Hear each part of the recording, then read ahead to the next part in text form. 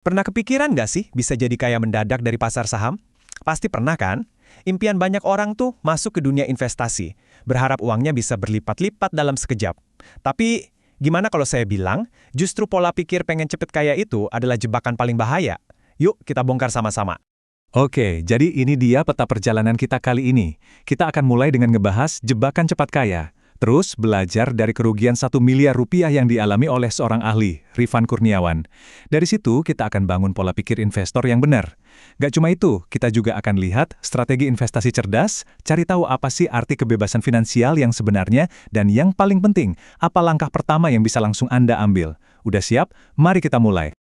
Oke, kita mulai dari yang pertama dan yang paling fundamental. Ini adalah akar dari hampir semua kesalahan investor pemula. Bahaya dari ekspektasi yang salah. Nah, kutipan dari Rifan Kurniawan ini benar-benar nusuk ya. Dia, sebagai seorang penasihat investasi berlisensi OJK, menegaskan kalau pasar saham itu bukan jalan pintas. Justru keinginan buat untung gede dalam waktu singkat, itu loh yang seringkali jadi bumerang dan malah bikin rugi besar. Terus gimana sih jebakan ini bekerja di dunia nyata? Biasanya nih polanya gini. Pertama, kita ngejar saham yang lagi viral, yang harganya udah meroket. Terus kena deh yang namanya FOMO alias Fear of Missing Out. Beli saham cuma karena teman-teman pada beli, tanpa riset sendiri. Nah yang lebih bahaya lagi ada yang nekat pakai uang panas, uang buat kebutuhan sehari-hari, atau bahkan ngutang. Dengan harapan untungnya bisa berlipat ganda. Padahal yang berlipat ganda itu risikonya. Mungkin Anda mikir, kesalahan kayak gitu kan cuma buat pemula. Jangan salah.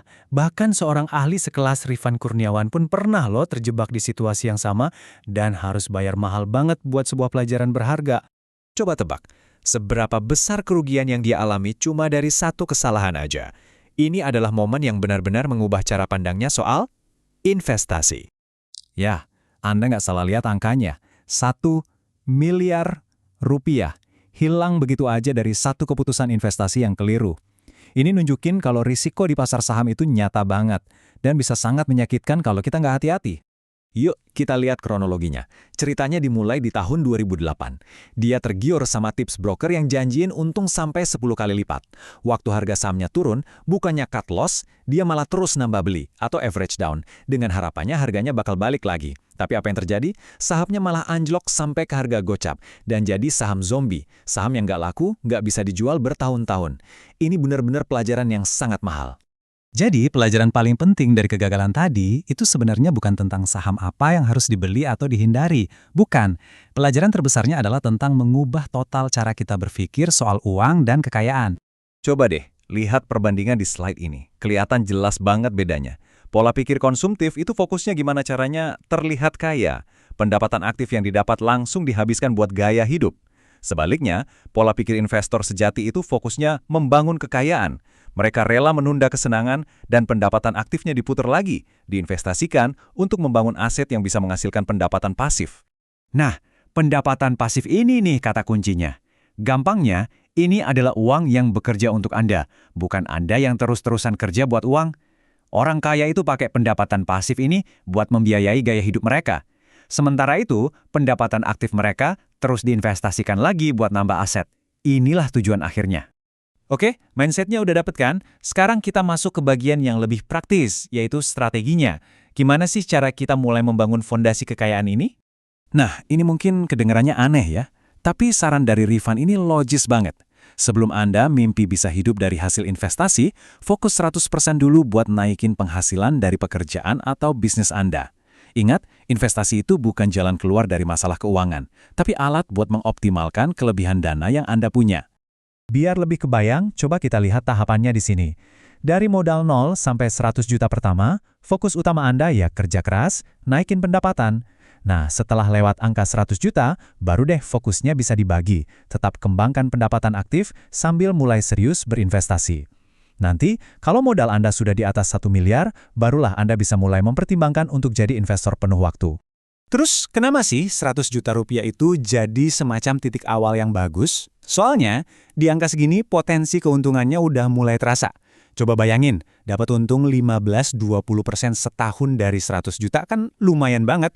Rasanya lebih memotivasi daripada untung dari modal 10 juta.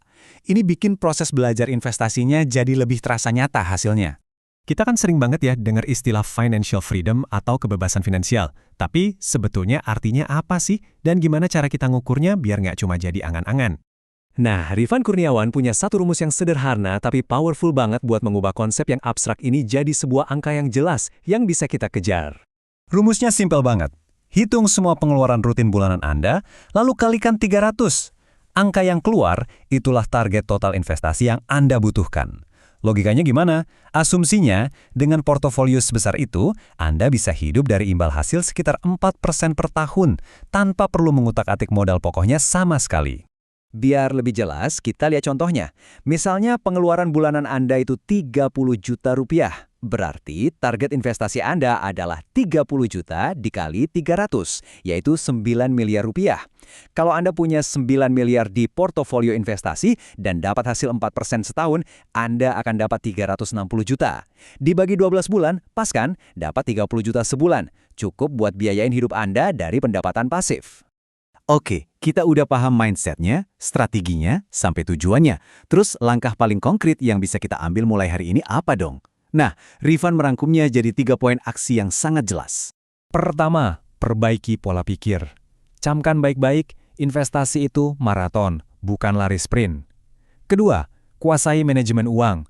Belajar dulu kelola portofolio kecil dengan benar, sebelum Anda dipercaya kelola dana yang lebih besar. Dan yang ketiga, temukan jati diri Anda sebagai investor. Ini penting banget. Kasih waktu buat diri Anda, mungkin 2-3 tahun pertama, untuk belajar dan coba-coba, sampai Anda nemu gaya investasi mana yang paling cocok buat Anda. Dan sebagai penutup, ini pesan penyemangat yang sempurna. Gak peduli Anda mulai dari mana, yang paling penting adalah Anda punya mimpi yang besar dan konsisten melangkah ke arah sana. Jadi, sekarang pertanyaannya kembali ke Anda. Setelah kita bedah semua ini, setelah Anda paham bedanya mindset konsumen dan investor, pola pikir mana yang akan Anda pilih, dan mulai bangun dari hari ini, pilihannya ada di tangan Anda.